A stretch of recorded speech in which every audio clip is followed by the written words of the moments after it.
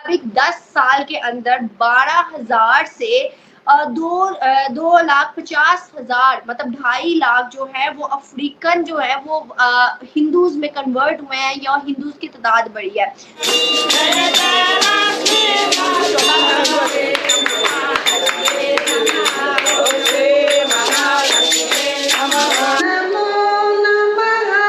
और कश्मीर के छोटे छोटे बच्चे भी ये कहते हैं कि मुझे फक्र महसूस होता है खुद को भारत का बेटा बोलने पर। अफ्रीका के अंदर जो हिंदू शाबाश बेटा, बहुत बढ़िया, उसकी तादाद है वो बढ़ती जा रही है। हिंदुइज्म बहुत तेजी से प्रमोट हो रहा है। हिंदुइज्म जो है वो वर्ल्ड का सबसे ओल्डेस्ट रिलीजन है। अगर हैं तो हिंदू भी हैं और हिंदुओं को भी पूरा हक है कि उनको उनकी इबादत की जगह मिले। पटाखा फोड़ा और उन्होंने ये चीज को एक्सेप्ट कर लिया कि नहीं भैया, हिंदू धर्म ही बहुत पुराना धर्म है और इस्लामिक धर्म जो है वो तो 500-550 साल पहले ही आया है। इंडिया बहुत अच्छा, बहुत अच्छा, बहुत बहुत बहुत बहुत अच्छा। मैं Hindu, I was born into it. Being a Hindu means love.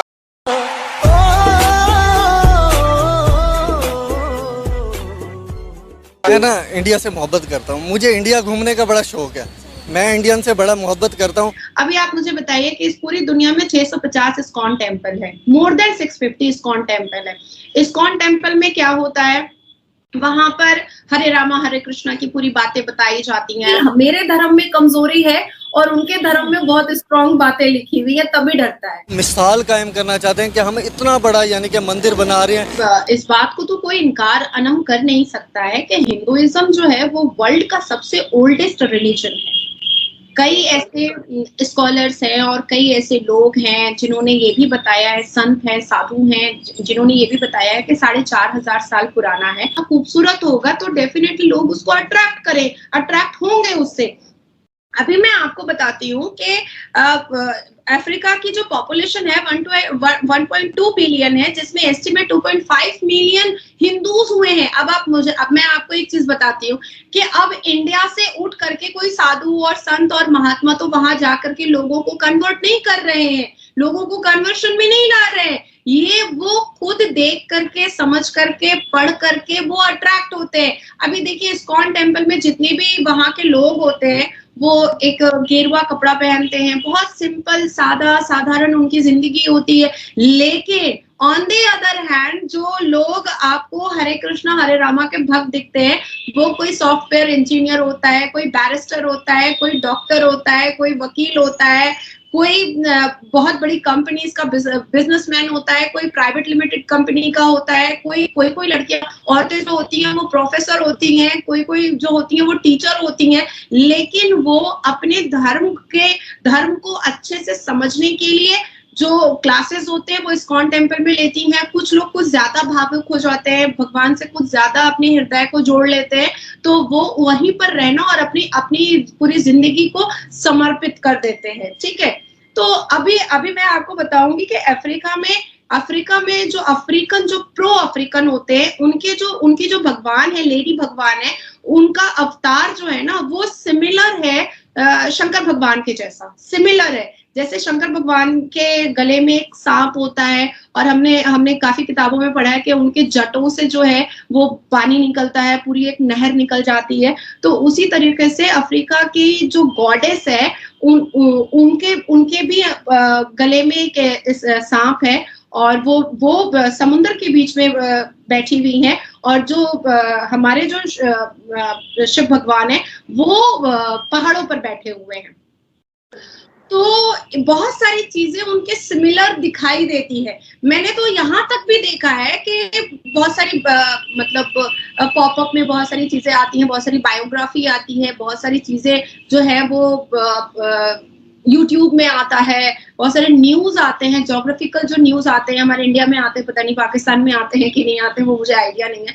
तो उनकी जो शादियों के जो रिचुअल्स है ना वो भी बिल्कुल हिंदू धर्म की तरह ही है। और सबसे ज्यादा अगर अफ्रीकन को हिंदू धर्म अट्रैक्ट किया है तो वो 7 फेरा और 7 वचन सबसे ज्यादा अट्रैक्ट किया है। क्योंकि मात्र हमारे जितने भी इस दुनिया में जितने भी रिलीजन है उसमें जितनी ज्यादा इंपॉर्टेंस और महत्वपूर्ण वैल्यू शादी को जिसमें नहीं दी गई है, सबसे ज्यादा हिंदू धर्म में दी गई है। अभी मैं क्रिश्चियन की अगर बात करूं तो उनके यहाँ मैरिज नल एंड वॉइड एक चुटकी में हो जाता है। अभी चर्च में जाकर के शादी कर लिया और उसके बाद भी सुबह उठा तो नल एंड वॉइड भी कर लिया कि नल्टी ऑफ मैरिज है भैया, हमसे भूल से शादी हो गई है। उसके बाद फिर अगर आप मुस्लिम्स में आते हैं तो मुस्लिम्स में क्या होता है, तलाक तलाक तलाक। या लड़की अगर एडजस्ट नहीं कर पा रही है तो मतलब रेयरेस्ट ऑफ रेयर लड़की भी खुला ले सकती है। क्लियर। देखिए, हम हमेशा क्रिटिसाइज करते हैं मुसलमान कि हिंदुओं के बारे में इतनी अच्छी अच्छी बातें नाजिया क्यों बोलती है, हिंदुओं के बारे में सनातन धर्म के का इतना सपोर्ट क्यों करती है, नाजिया के मुंह से सनातन मर्दों के बारे में, पुरुषों के बारे में इतनी अच्छी अच्छी बातें क्यों निकलती है। तो अब देखिए, मेरी लाइन जो है ना वो बड़ी लंबी होती चली जा रही है। सिर्फ मैं अकेली नहीं हूँ, बहुत सारी मुसलमान लड़कियां भी है। और अब तो ये 50 साल पुराने जो एक इतने बड़े नेता है और मुसलमान है जो हमेशा पार्लियामेंट के अंदर मुसलमान के पक्ष में बात किया करते थे, मुसलमान के लिए बात किया करते थे।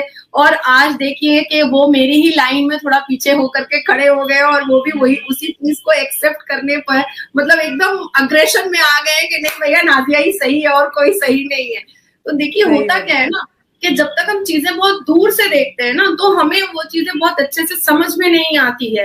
अगर हम अपनी नंगी आंखों से भी बहुत दूर की बिल्डिंग देखें तो वो ओझल दिखाई देता है, पर जब हम जाके देखते हैं तब समझ में आता है कि इसका इंफ्रास्ट्रक्चर क्या है।